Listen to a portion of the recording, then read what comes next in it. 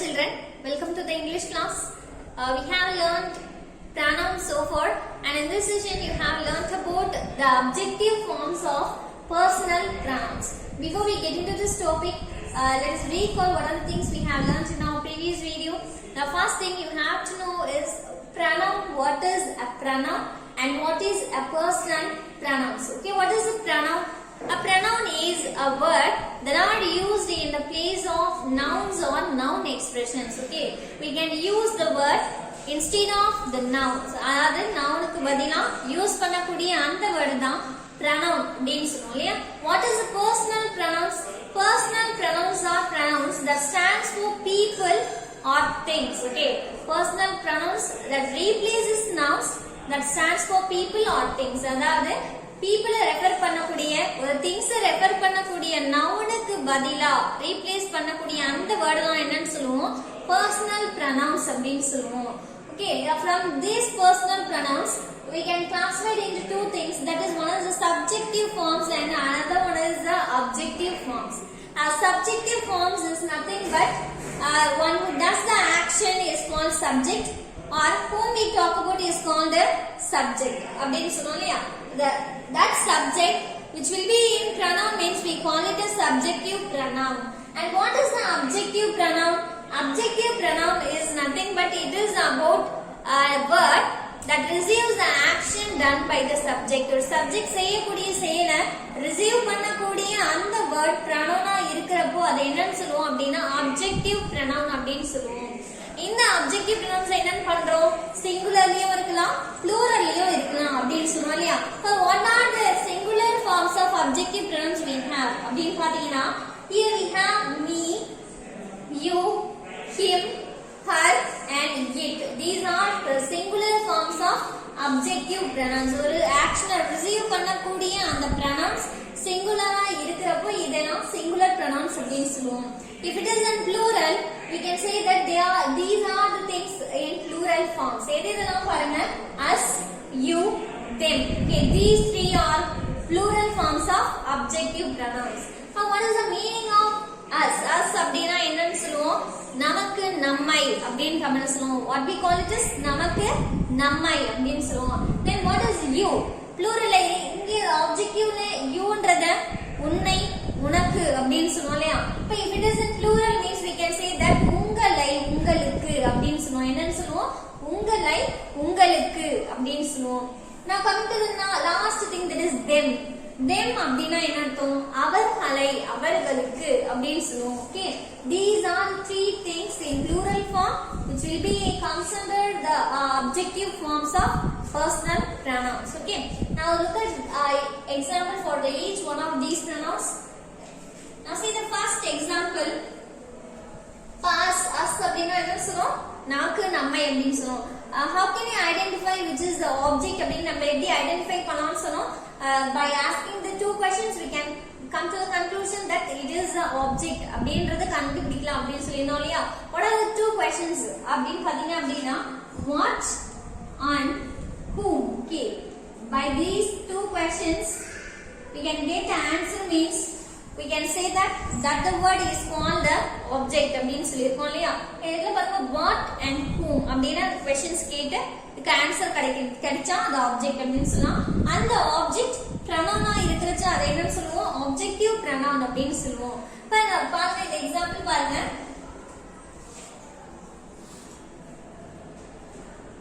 she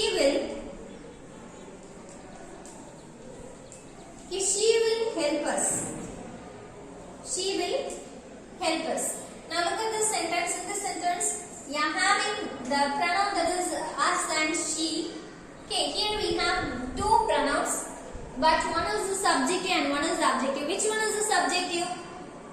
Which the thing we call it the subject அப்படினு பாத்தீங்கன்னா, whom we talk about or what who does the action. இவங்களதான் என்ன சொல்லுவோம், subject அப்படி சொல்லுவோம். She will help us.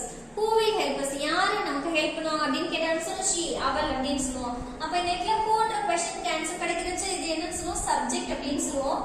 அதை எது ஆப்ஜெக்ட் அப்படின்னு சொல்லுவோம், உங்க செய்யக்கூடிய ஆக்ஷனை யாரு ரிசீவ் பண்றாங்களோ இல்ல எந்த ஆப்ஜெக்ட் ரிசீவ் பண்ணுதோ அதுதான் நம்ம என்னன்னு சொல்லுவோம் ஆப்ஜெக்ட் அப்படின்னு சொல்லுவோம் இல்லையா.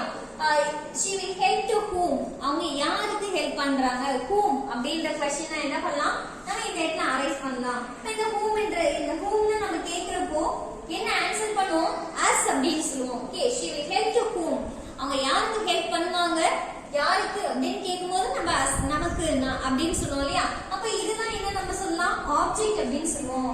Here as is a pronoun, so we can call it as objective pronoun. இது என்னன்னு சொல்லலாம் objective pronoun அப்படின்னு நம்ம இந்த இடத்துல சொல்லலாம். Here let us have one more example for this as. Okay, as க்கு இன்னொரு எக்ஸாம்பிள் சொல்லலாம். Let us have an example. This book is for us. Okay, this book is for us.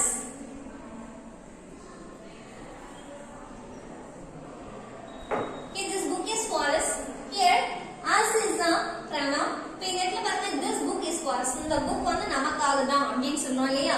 அப்ப இந்த இடத்துல this book is for whom, யாருக்காக அப்படின்னு சொல்றோம். For whom அப்படின்னு கேட்போம். இப்போ இதுலயே நம்ம என்னதான் கேக்குறோம் whom அப்படின்ற क्वेश्चन தான் அரைஸ் ஆகுது இல்லையா. இப்போ இந்த whom அப்படின்றதுக்கு என்ன ஆன்சர் சொல்றோம் யாருக்காக அப்படின்னு பாருங்க. இந்த புக் யாருக்காக அப்படின்னு கேட்டா நமக்காக அப்படின்னு சொல்லுவோம் இல்லையா.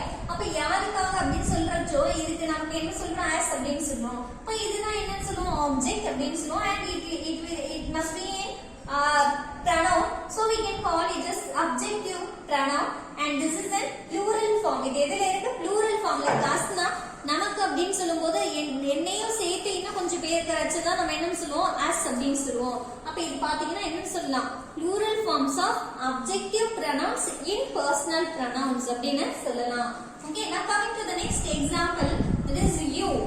Okay, you, இந்த இடத்துல you அப்படின்றது என்னன்னு சொல்லுவோம் அப்படின்னு பாருங்க. you னா உங்களை உங்களுக்கு அப்படின்னு சொன்னோம் இல்லையா. இப்போ இதே you தான் subjectலயும் யூஸ் பண்ணிருப்போம் adjectiveலயும் யூஸ் பண்ணிருப்போம் in all the forms, that is which is in singular and it may be in plural. All the forms we can use only you. Okay, எல்லா இடத்துலயும் நம்ம என்ன யூஸ் பண்ணிருப்போம் you தான் யூஸ் பண்ணிருப்போம். But according to the variation of situation we can use the adaptable one. Okay, now coming to the example for this one, we can say Durai. Okay, Durai said to his friends,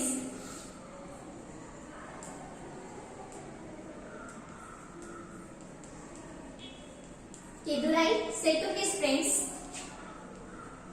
I would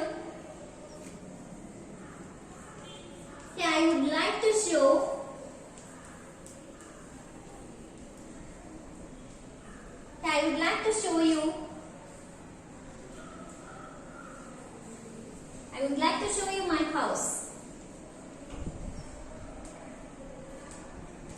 Here is the question. Here Durai is one person. He is speaking to he said to his friends. Okay, அவனோட friends கிட்ட என்ன பண்றான் அவன் சொல்றான் என்ன சொல்றான் I would like to show you my house. நான் உங்ககிட்ட என்னோட வீடு காமிக்கணும் அப்படின்னு நினைக்கிறேன் அப்படின்னு சொல்றான் இல்லையா.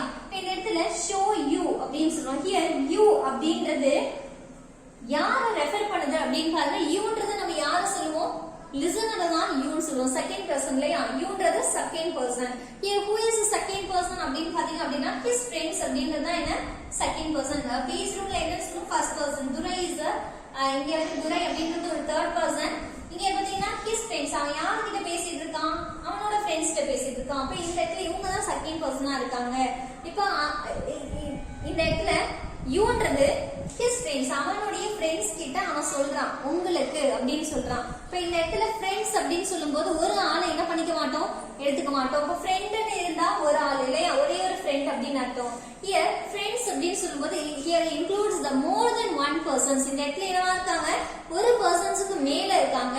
ஒரு பர்சன்ஸ்க்கு மேல இருக்காங்க அப்படின்னா நம்ம எப்படி சொல்லுவோம் ஃப்ரெண்ட்ஸ் அப்படின்னா சொல்லுவோம் இல்லையா. ஃப்ரெண்ட்ஸ்ன்றது plural அப்படின்றப்போ இங்க இருக்கக்கூடிய you எதுலதான் இருக்கும் plural தான் இருக்கும் இல்லையா. அப்ப நீ உங்களுக்கு உங்களை அப்படின்னா நம்ம சொல்லுவோம் இல்லையா. இந்த இடத்துல பாருங்க I would like to show you my house. நான் உங்களுக்கு அப்படின்னு சொல்லுவோம் இல்லையா. நான் உங்களுக்கு என்னோட வீட்டை காமிக்கணும்னு நினைக்கிறேன் அப்படின்னு சொல்றப்போ youன்றது இந்த இடத்துல pluralல மீன் ஆகும். at the same time யாருக்கு அப்படின்னு இந்த இடத்துல क्वेश्चन கேட்பாங்க யாருக்கு காட்டணும்னு நினைக்கிறான் உங்களுக்கு அப்படின்னு சொல்றோம். அப்ப இந்த இடத்துல whomன்ற क्वेश्चनக்கு ஆன்சர் கிடைக்குது. அப்ப இதுக்கு ஆன்சர் கிடைக்குதுன்னா என்னன்னு சொல்லலாம்? ஆப்ஜெக்ட் அப்படின்னு சொல்லலாம். At the same time it is a pronoun, so we can call it as adjective pronoun. Okay, are you clear with this thing? This you is in the place of object and it is also a pronoun, so we call it as subjective pronoun. This you refers to the friends. Okay, இந்த இடத்துல youன்றது யாரை refer பண்ணுது? friends refer பண்ணுது. Here friends is a plural form. Okay, friends அப்படின்றதுனா pluralல இருக்கக்கூடியது. Okay, more than one persons அப்படின்றப்போ இது plural formல இருக்கு. Okay, that's why we are using you. இந்த இடத்துல இந்த youன்றது plural formல இருக்கக்கூடிய ஒரு adjective pronoun and at the same time it is a personal pronoun அப்படினு கூட என்ன பண்ணலாம் சொல்லலாம். Okay, now coming to last pronoun, that is them. Okay, them அப்படின்றது எதெல்லாம் நம்ம them அப்படினு சொல்லலாம்? We can mean it by the persons or objects or things அப்படினு சொல்லலாம் இல்லையா? நம்ம ஒரு persons மீன் பண்ணலாம் or animals ரெஃபர் பண்ணலாம், books ரெஃபர் பண்ணலாம் or birds or things. இது எல்லாத்தையுமே நம்ம them அப்படின கூடிய இந்த pronoun யூஸ் பண்ணி ரெஃபர் பண்ணலாம். இப்போ வந்து him her அப்படின்றது என்ன? persons. itன்றது inanimate objects சொல்லலாம் or animals கூட நம்ம என்ன பண்ணுவோம்? itன்னு கூட சொல்லலாம். இப்போ இந்த இடத்துல இந்த them அப்படின்றதுக்கு தமிழ்ல என்ன சொல்லுவோம்? அவர்களுக்கு அப்படினு சொல்லுவோம். மனிதர்களா இருந்தா அவர்களுக்கு அப்படினு சொல்லுவோம் இல்லையா? if it is animalா இருந்தாங்க, எல்லாம் ஒரு பேர்டா இருக்கு, ஒரு திங்ஸா இருக்கு அப்படினா அவைகளுக்கு அப்படினு சொல்லுவோம். அப்ப according to the subject we can use it. Okay, இந்த இடத்துக்கு ஏத்த மாதிரி இந்த them அப்படின்றது மீனிங் வேரி ஆகும். இப்போ இந்த இடத்துல பாருங்க them அப்படின்றதுக்கு ஒரு பர்சன்ஸா இருந்தா எப்படி யூஸ் பண்ணுவோம் அப்படினு பாருங்க. we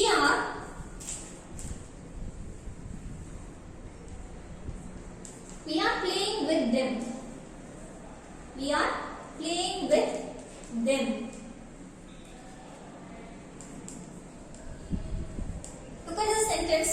We are having the pronoun them in this sentence. Okay, இந்த இடத்துல பாருங்க them அப்படின்றது நம்ம யூஸ் பண்ணிருக்கோம்.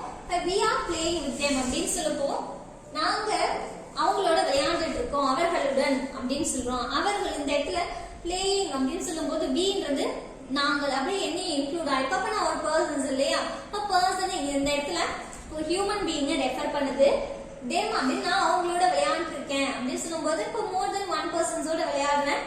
Okay, அவங்களோட விளையாண்டு இருக்கேன் அப்படின்னு சொல்லுவோம். அவர்களுடன் அப்படின்றது themன்றது யாரை ரெஃபர் பண்ணுது? ஒரு ஹியூமன் பீயிங்க ரெஃபர் பண்ணுது. Okay, இந்த இடத்துல பர்சன்ஸ் நம்ம ரெஃபர் பண்றோம். இப்போ whom, okay, whom do we play? Okay, whom நாங்க யாரோட விளையாண்டு இருக்கோம் அப்படின்னு பாத்தீங்கன்னா அவங்களோட அப்படின்னு சொல்லுவோம். அப்ப இங்க என்ன क्वेश्चन கேட்கலாம்? whom அப்படின்ற क्वेश्चन கேட்கலாம். இது கேட்கப்போ நம்ம என்ன ஆன்சர் பண்றோம்? them அப்படின்னு சொல்றோம். அப்ப இது என்ன சொல்லலாம்?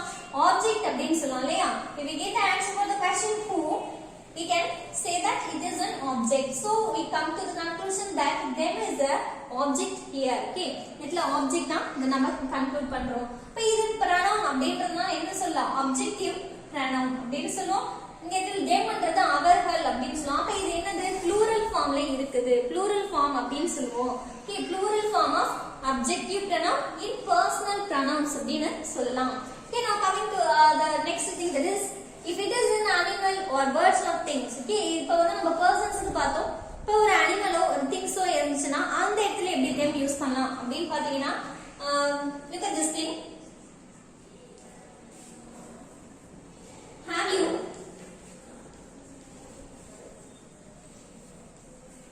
you seen them? Have you seen them? Now look at this question. Have you seen them அப்படினு சொல்றப்போ நெட்ல நீ வந்து அத பாத்தியா, அவை அது எல்லாத்தையும் பாத்தியா அப்படினு கேக்குறேன். நெட்ல them அப்படின்றது நெட்ல ஒருவேளை ஒரு பென்ஸா இருந்திருக்கலாம், ஒரு பேர்ட்ஸா இருந்திருக்கலாம், ஒரு அனிமல்ஸா இருந்திருக்கலாம் இல்லையா? இது ஒரு பொருளா கூட இருந்திருக்கலாம். நீ அதுங்களை பாத்தியா, அதை பாத்தியா அப்படின்னு சொல்லி கேட்கும்போது நிறைய பொருட்கள் இருக்கும்போது them அப்படின்னு சொல்லலாம். ஒரு அனிமல் நிறைய இருந்துச்சுன்னா அந்த பேர்ட்ஸ் எல்லாத்தையும் பாத்தியா அப்படின்னு சொல்லி கேட்கும்போது நம்ம இந்த இடத்துல themன்றது யூஸ் பண்ணலாம். இப்ப இந்த have you seen them, இந்த இடத்துல இந்த ஒரு பர்சன்ஸுக்கும் நம்ம ரெஃபர் பண்ணலாம், அவங்கள பாத்தியா அப்படின்றதுக்கும் நம்ம ரெஃபர் பண்ணலாம், ஒரு அனிமல்ஸ் பாத்தியா அப்படின்றதுக்கும் என்ன பண்ணிக்கலாம், நம்ம அதை யூஸ் பண்ணிக்கலாம். அப்ப இந்த இடத்துல இந்த them அப்படின்றது மோர் தென் ஒன் பர்சன் தான் இல்லையா? அப்பனா இது ப்ளூரல்ல இருக்கு. யார பாத்தியா அப்படின்னு கேக்குறாங்க, அவங்கள அப்படின்னு சொல்லலாம் இல்லையா? whom. இப்ப யாரை அப்படின்னு சொல்லும்போது நம்ம என்ன சொல்றோம்? them அப்படின்னு சொல்றோம். அப்ப இது என்னது?